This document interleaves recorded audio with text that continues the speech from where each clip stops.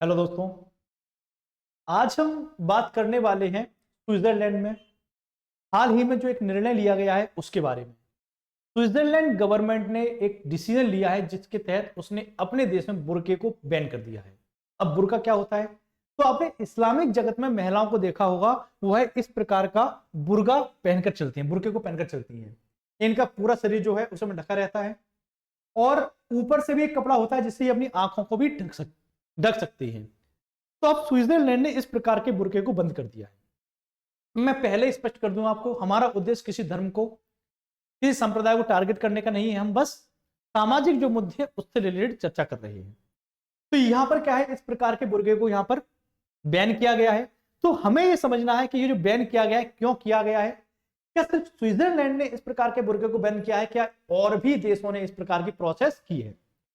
तो यह निर्णय आज का नहीं है बल्कि 2021 का है। स्विट्जरलैंड ने अपने देश में एक जनमत संग्रह करवाया और इस जनमत संग्रह में उसने पूछा क्या कि हमें अपने देश में बुर्के को बैन कर देना चाहिए। तो अधिकतर जो स्विट्जरलैंड के रहने वाले लोग थे, निवासी थे, उन्होंने कहा हां, सुरक्षा की दृष्टि से बुर्के को बैन कर देना चाहिए। अब जब यह रेफरेंडम हो गया तो यहां पर तय हो गया कि इस पर अब अंतिम निर्णय सरकार को लेना है, क्योंकि स्विट्जरलैंड में जो भी डिसीजन लिए जाते हैं रेफरेंडम के मामले में माध्यम से लिए जाते हैं। हमारे यहां संसद लेती है, उनके यहां रेफरेंडम से होता है। जनसंख्या कम है, आराम से ले लेते हैं। तो सरकार ने कहा 1 जनवरी 2025 से हमारे देश में जो बुर्का है वो हम प्रतिबंधित करते हैं। बंद हो गया। अब इसके पीछे एक नया विवाद यह हो गया है कि कई सारे इस्लामिक कंट्रीज इस डिसीजन के विरोध में है। उनका कहना है कि आप किसी एक धर्म को टारगेट नहीं कर सकते। तो आज हम जानेंगे क्या सिर्फ स्विट्जरलैंड में ही बुर्के को बैन किया गया कि अन्य राष्ट्रों में बुर्का बैन है और ये क्यों बैन किया गया है।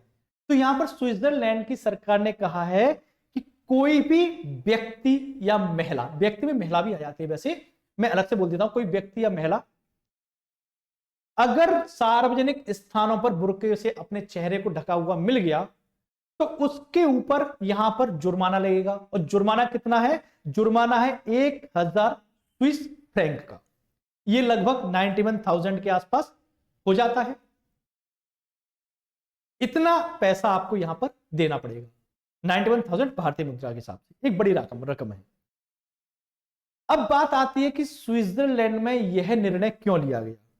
तो पिछले कुछ सालों में हमने देखा जब आईएसआईएस सक्रिय था और अन्य आतंकवादी संगठन सक्रिय थे, तो इनके द्वारा कई शहरों में, कई देशों में आतंकवादी हमले करवाए गए और इन आतंकवादी हमलों में बुर्के का उपयोग किया गया। या फिर हम यह भी कह सकते हैं कि अगर कोई व्यक्ति क्राइम करना चाहे तो सबसे सुइटेबल जो ड्रेस है वह यही है। इसके माध्यम से आप चेहरा ढक सकते हो। मैं ये नहीं कह रहा कि इस चीज को पहनने वाला हर क्रिमिनल है। मैं कह रहा हूं कि अगर आप करना चाहें तो आपके पास एक विकल्प है। वैसे तो मास्क भी लगा सकते हो, मंकी कैप भी लगा सकते हो, यह भी आपके पास एक विकल्प है। ठीक है।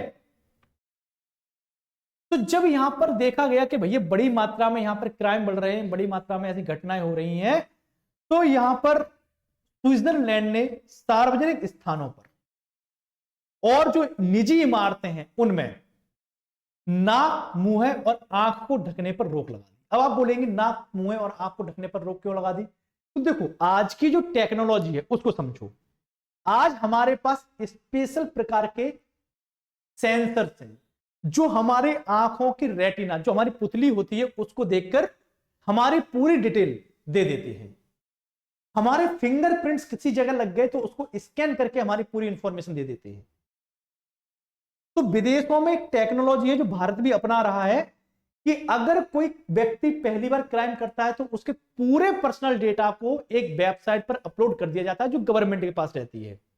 और गवर्नमेंट के जितने खुफिया विभाग होते हैं, पुलिस विभाग होते हैं, वह उस वेबसाइट को एक्सेस कर सकते हैं।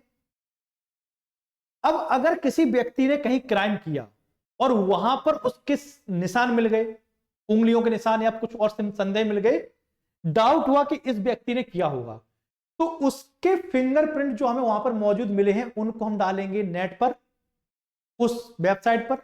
और फिर मिलान करेंगे कितने लोगों की रेटिना या कितने लोगों की यहां पर उंगलियां, फिंगरप्रिंट उससे मिल रही हैं, जिसके बारे में जानकारी मिलेगी कि इस क्रिमिनल की ऐसी ऐसी फिंगरप्रिंट मिली, तो हम क्या करेंगे, हम पता लगाएंगे ये व्यक्ति कहां है। अब आजकल आप देखो कैमरे हर जगह है, तो पुलिस सभी कैमरों में इस इंफॉर्मेशन डाल देगी कि इस रेटिना वाला, इस फिंगरप्रिंट वाला व्यक्ति कहां है। पुलिस को हाल क्या सूचना मिल जाएगी, इस एरिया में पुलिस जाके उठा लेगी उसको। यही तकनीक अब भारत में भी आ गई है। उत्तर प्रदेश सरकार ने इसी बार मतलब 2024 में कम से कम 50 लाख से अधिक अपराधियों को यहां पर डिजिटल मोड में लिया है। उनकी जो इंफॉर्मेशन वेबसाइट में फीड की है। और इस ऐप है वेबसाइट नहीं है, इस ऐप को कई राज्य भी हैंडल करते हैं। अब वो व्यक्ति किसी भी राज्य में जाकर क्रिमिनल क्राइम कर दे, हाल पकड़ा जाएगा, ये भी पता चल जाएगा कहां पर है। तो ये तकनीक है। तो होता क्या है, इसके माध्यम से जब हम अपने फेस को कवर करते हैं तो इसके कैमरा स्कैन नहीं कर पाता और क्रिमिनल बचा रहता है। इसीलिए यहां पर कहा गया कि भैया कोई भी बुर्के से अपने मुंह, नाक और आंखों को नहीं ढकेगा। इसको जो लागू किया गया वह कहां कहां किया गया, जितने भी सार्वजनिक स्थान है, पब्लिक प्लेसेस है, पार्क हुई, सड़कें हुई, रेस्टोरेंट हुए, रिसोर्ट हुए, जितने भी पब्लिक प्लेसेस है वहां पर इसको अप्लाई किया गया है। हां, पूजा स्थलों को इस कानून से बाहर रखा गया कि पूजा स्थलों पर आप इस प्रकार के बुर्के को पहन सकते हो। अब बात आती है कि क्या स्विट्जरलैंड यूरोप का पहला देश है जिसने इस प्रकार के कानून को लेकर आया है, तो नहीं। इससे पहले 3 और यूरोपीय देश इस प्रकार के कानून को ला चुके हैं। कौन कौन से? फ्रांस, डेनमार्क और ऑस्ट्रिया। ये 3 ऐसे देश हैं जो पहले से इस कानून को ला चुके हैं। चौथा देश यूरोपीय जो ऐसा है वह है आपका, कौन है? वह आपका स्विट्जरलैंड है।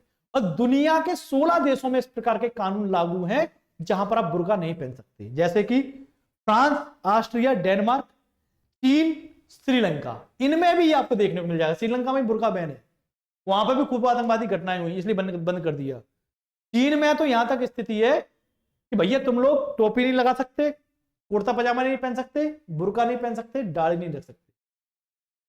उस पर पाकिस्तान भी कुछ नहीं कह पाता, क्यों? भीख मिलती है ना, इसलिए। तुर्की भी कुछ नहीं कहता। तो ये कानून यहां पर आपको देखने को मिलेगा। मुख्य उद्देश्य क्या है? सार्वजनिक सुरक्षा को सुनिश्चित करना। और यहां पर जो सार्वजनिक स्थान है, मैंने बताया, सड़क हुई, दुकानें हुई, रेस्तरां हुए, ऐसे स्थानों पर इसको लागू किया गया। ठीक है। अब यहां पर एक पार्टी है, जैसे पॉलिटिकल पार्टी होती है, यहां पर स्विट्जरलैंड में यानी कि एक पार्टी है, इसका नाम है स्विस पीपल्स पार्टी। ये एक दक्षिणपंथी पार्टी है और ये प्रवासियों और इस्लामिक परंपराओं के विरोधी हैं, बड़े विरोधी हैं इसके।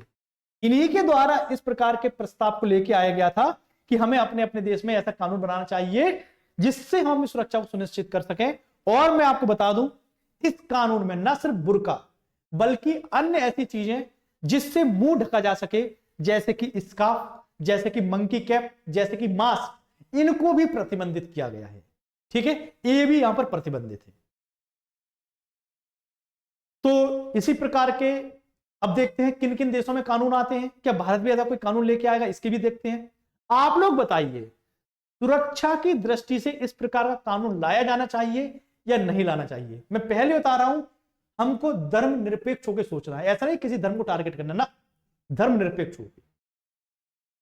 ठीक है। इसी प्रकार के और भी लेक्चर्स देखने के लिए रिजल्ट मित्र को लाइक कीजिए, शेयर कीजिए, सब्सक्राइब कीजिए और हमारे परिवार को एक बड़ा परिवार बनाइए। Thank you. जय हिंद।